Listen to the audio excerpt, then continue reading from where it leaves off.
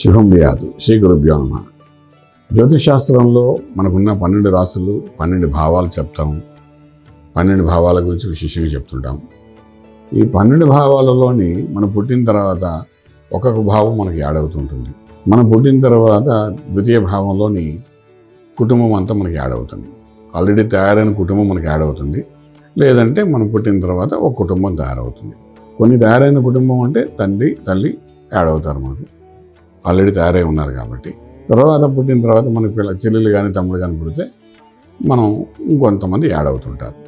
మేనమామలు, మేనత్తలు, మేనత్త కొడుకులు అంటే బామ్మర్దులు, అలా మేనకోళ్ళు, ఇలా రకరకాల మరదలు, వీళ్ళందరూ మనం పుట్టిన తర్వాత కొంతమంది తయారవుతారు. అంటే ఏంటంటే ఒక కుటుంబం 2వ స్థానం మనం పుట్టిన తర్వాత తయారయ్యేది. 3వ స్థానం భాతృస్థానం, అన్నదమ్ములు, అక్క చెల్లెలు. 4వ ఇంట్లో మన తల్లి, అంటే కుటుంబం గురించి మనం మాట్లాడుకున్నాం. 5వ అంటే మనకు పుట్టబోయే పిల్లలు. 6వ ఏంటంటే మన ఆరోగ్యం గురించి మనం మాట్లాడుకుంటుంటాం. మనము ఆరోగ్యం, మానసిక ఒత్తిడి వీటి గురించి మాట్లాడుతాం.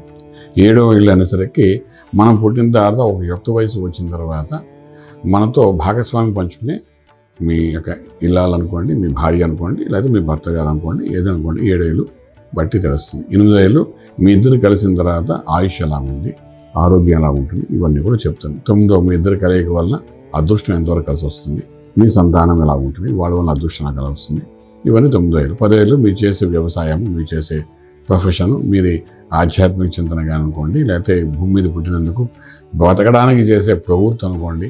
ఏ ప్రవృత్తి చేసి మీ ఇంటి ఇల్లాలంటే మీ భార్యను పోషిస్తారు, మీ పిల్లలను పోషిస్తారు, ఏ విధంగా ఏ కర్మ చేసి జీవన విధానం గడుపుతారు, ఉద్యోగం చేసి చేస్తారా, లేకపోతే అప్పుడు కోటీశ్వరులుగా సంపాదించి చేస్తారా, పిల్లలు పోషిస్తారా, ఇవన్నీ 10వ ఇల్లు చెప్తున్నాడు. ఎందుకంటే మీరు కట్టుకున్నారు కాబట్టి భార్యను పోషించాలి, కన్నారు కాబట్టి సంతానాన్ని కూడా మీరే పోషించాలి కొంతకాలం వరకు. సో ఈ బాధ్యతలన్నీ మీ కుటుంబంలో వచ్చేస్తాయి.